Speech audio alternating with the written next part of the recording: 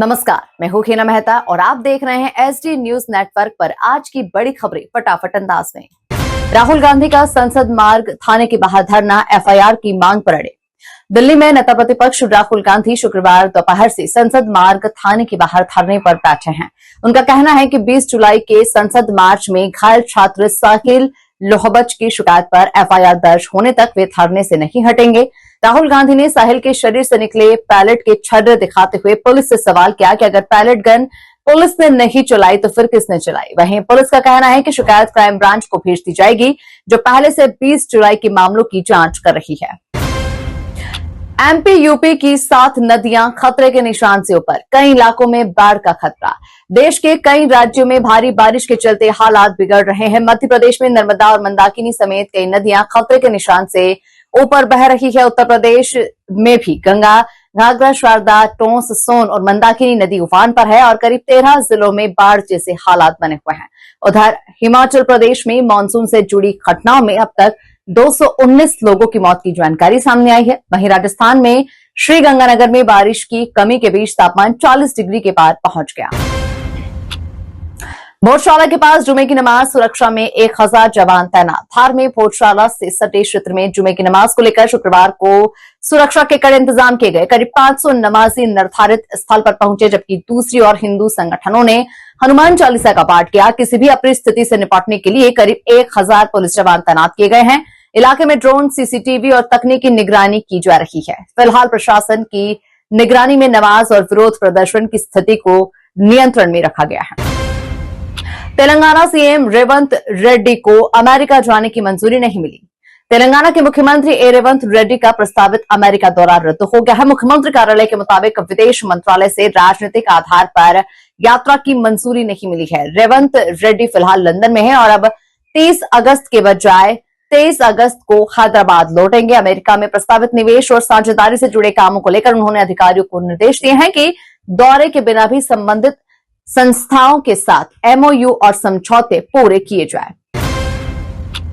Assam Meghalaya border पर तनाव, हिंसा के बाद बढ़ाई गई सुरक्षा। असम और मेघालय के बीच तनाव बढ़ता जा रहा है। विवाद की शुरुआत शिलोंग के केएसयू की रैली के दौरान असम के लोगों के साथ मारपीट और वाहनों को नुकसान पहुंचाने से हुई है। इसके बाद मेघालय के कुछ इलाकों में हिंसा और आगजनी की घटनाएं सामने आई है।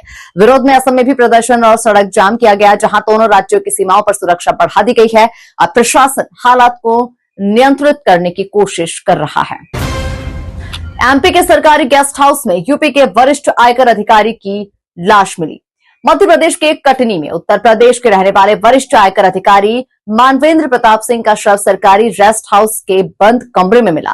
पुलिस के मुताबिक कमरा अंदर से बंद था, जिसके बाद दरवाजा तोड़कर पुलिस अंदर पहुंची। अधिकारी बिस्तर पर अचेत अवस्था में मिले और उनकी मौत हो चुकी थी। मौके से कोई सुसाइड नोट नहीं मिला है और शरीर पर चोट के निशान भी नहीं बताए गए हैं। पुलिस ने शव को पोस्टमार्टम के लिए भेजकर मौत की वजह की जांच शुरू कर दी है। लखनऊ हत्याकांड में पति पर पत्नी और बहन की हत्या का आरोप। लखनऊ में बैंक मैनेजर दिव्या मिश्रा और उनकी ननद की हत्या के मामले में पुलिस की शुरुआती जांच में पारिवारिक विवाद सामने आया है, जहां पुलिस सूत्रों के मुताबिक तलाक और कथित गुजारा भत्ते को लेकर पति पत्नी के बीच में विवाद चल रहा था।